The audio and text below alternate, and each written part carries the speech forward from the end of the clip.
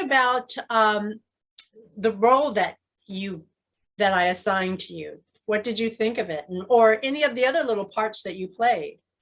I have to say, like, when I got on to, when we started the actual taping of the show, I mean, I know you had said that you had gotten some fantastic talent, but like, I don't think I was like prepared to actually see like the volume of talent that like these women brought. I think for me, I was just like, holy hell, like, I cannot believe I was actually working with like such accomplished women, So I think for me, that was like, a very, very jarring experience. And immediately you're like, okay, you gotta up your game, right? You gotta show up like now. Oh my God, these are good people. Like, okay, no more faking allowed.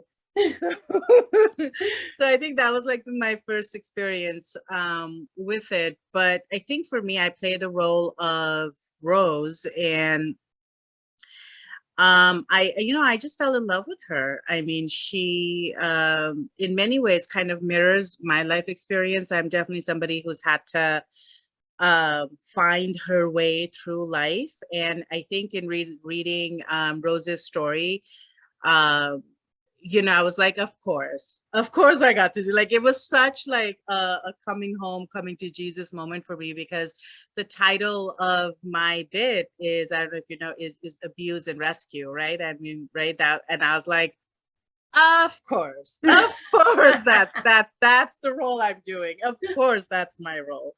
So that was where I was initially. And when you and I sat down to rehearse, I had a different idea of how I wanted to bring her forward. And then you kind of said, let's strip down all the drama and let's just bring her heart out.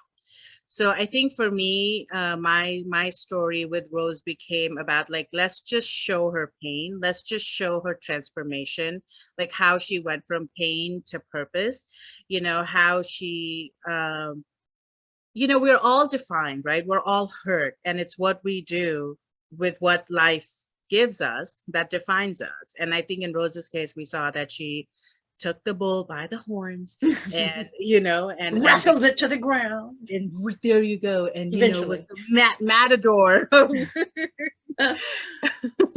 Yeah. And I think she showed up and is now, clearly living a fantastic life. And I'm not giving the ending away, but